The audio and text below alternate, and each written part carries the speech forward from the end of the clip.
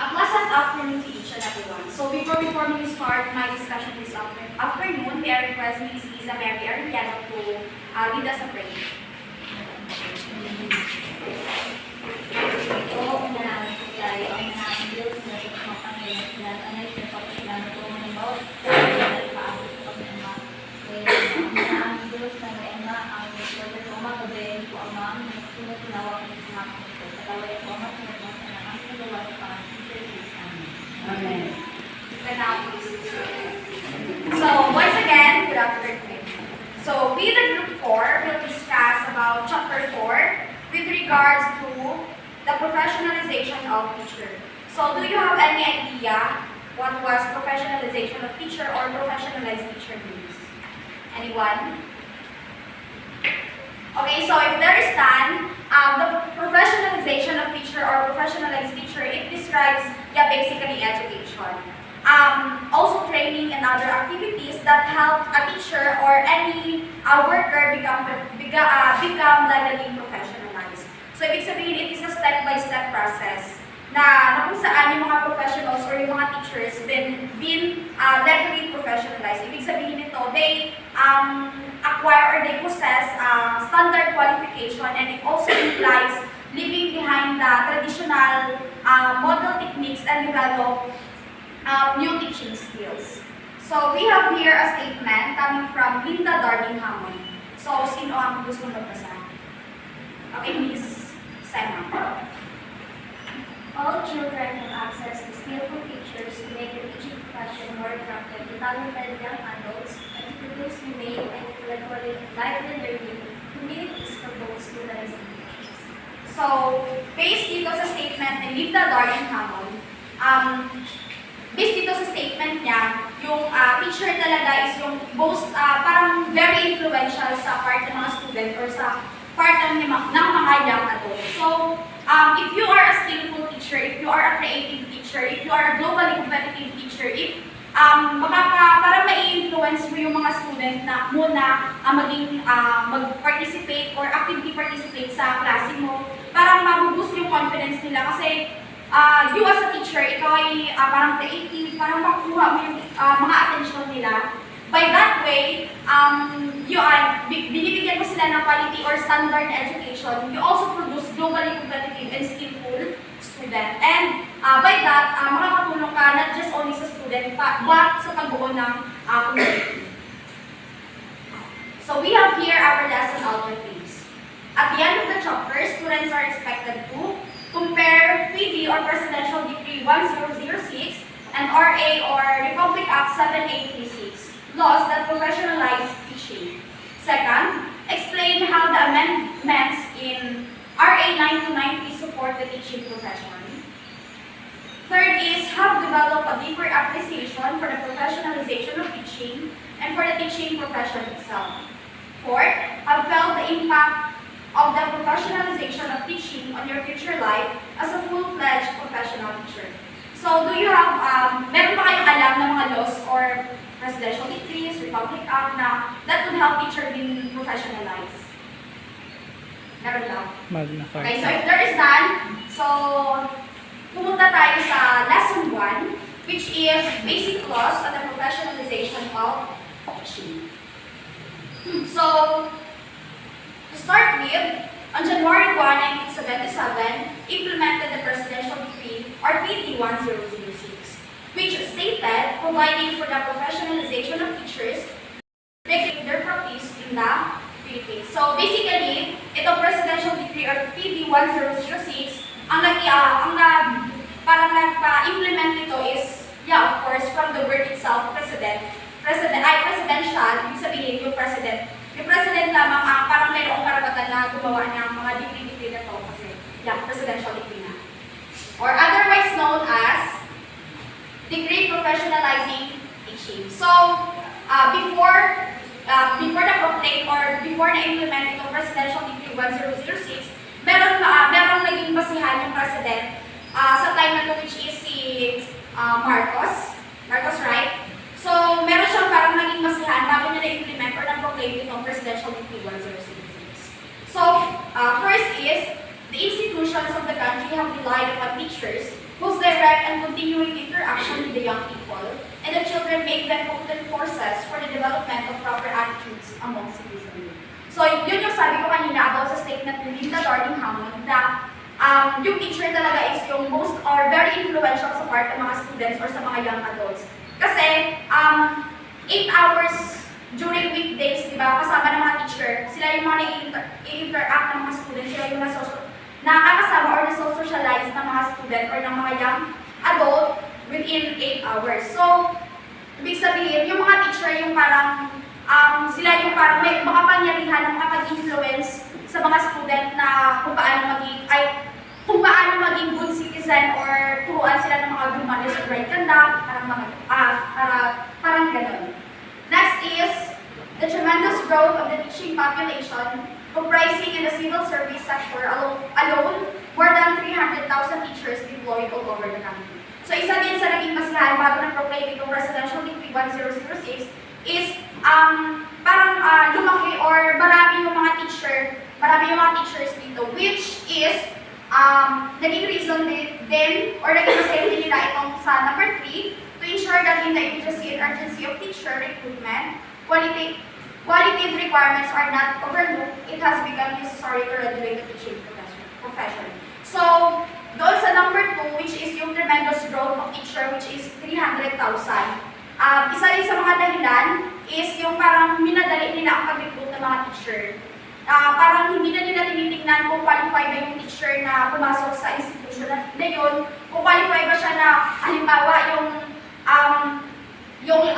available lang na parang subject is mathematics, then graduate ng Filipino yung teacher. So, ibig sabihin, hindi siya talaga qualified doon sa, subject na yun, kasi Filipino siya, tapos yung available is math. So, ibig sabihin, yung nag-apply na Filipino teacher is hindi siya applicable doon sa available na subject doon sa institution na kanyang pinag-applyan. So, that is why pinoclaim or implement ng President itong Presidential Decree 1006. The next is, the teaching requires a number of years of collegiate study. It is the only course that is not yet considered a profession.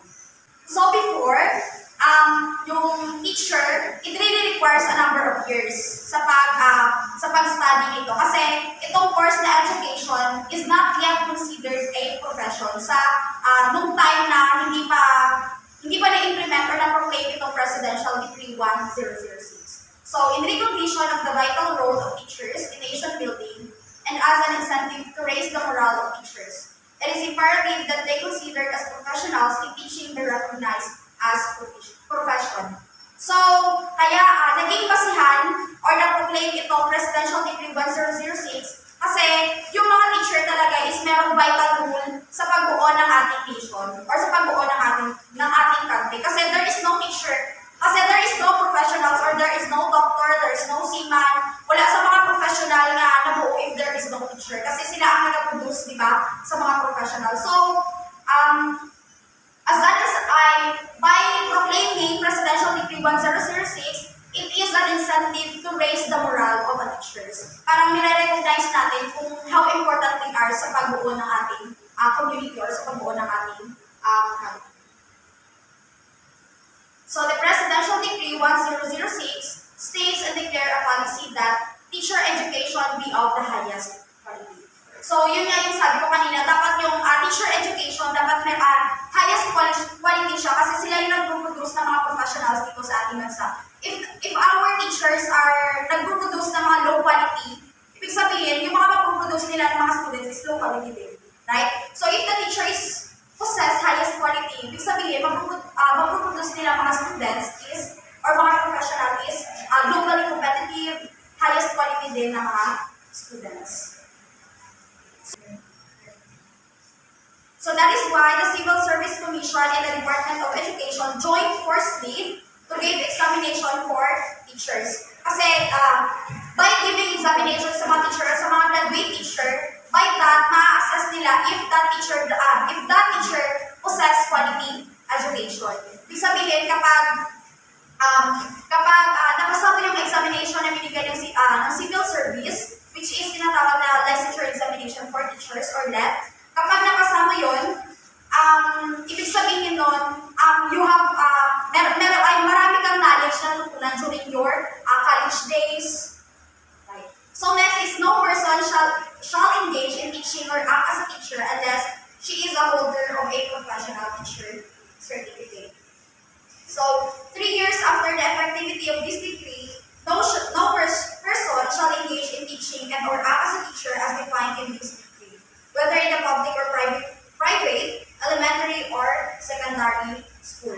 So 3 years after the effectivity of Presidential Decree 1006, no person shall engage in teaching. So wala na sa mga graduate sa education nga matublo unless you are a professional teacher certificate holder. You have the right na matublo ka sa mga private institution, sa mga public institution, elementary, secondary, or college man, once napasa mo na itong examination nga gihatag sa Civil Service Commission.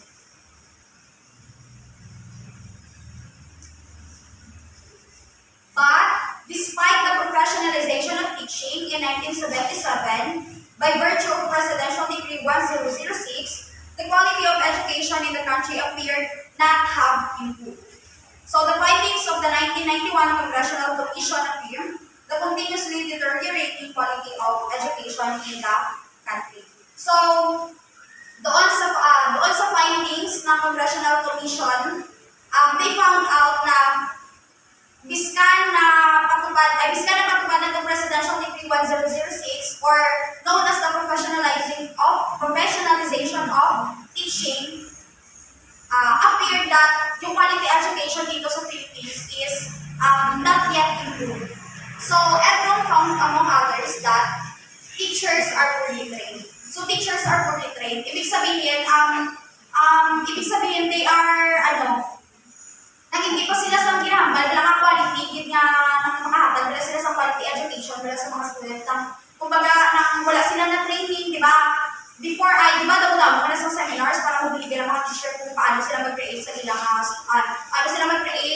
mga lesson plans, kung paano nila i-handle ang ilang classroom, paano nila i-handle ang ilang student. So, they found out that teachers are poorly trained. Next is, there is low quality of students enrolled in teaching training. So, bakit nagkakaroon ng low quality students? It is because low quality din yung nagtuturo sa kanila.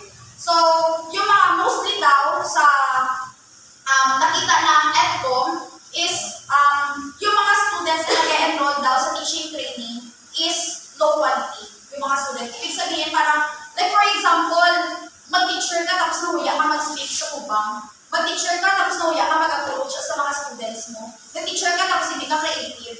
So, by that, if papalarin man na makagraduate ka sa course mo nga na, so ibig sabihin na parang you are a low quality student, tapos parang di pa dayon mo maging balanahaw, tapos ang teacher pagiging nga natublo sa is low quality, so ibig sabihin mag-graduate ka nga low quality ka na dito sa mga nakitublo sa student. So, ako na ang nakita sa EDCOM sa ilang research. The next is, teaching is perceived as a poorly esteemed profession. So, yun yung sabi ko kanina na mostly sa mga student is, baba, ilang ka self-confidence. So,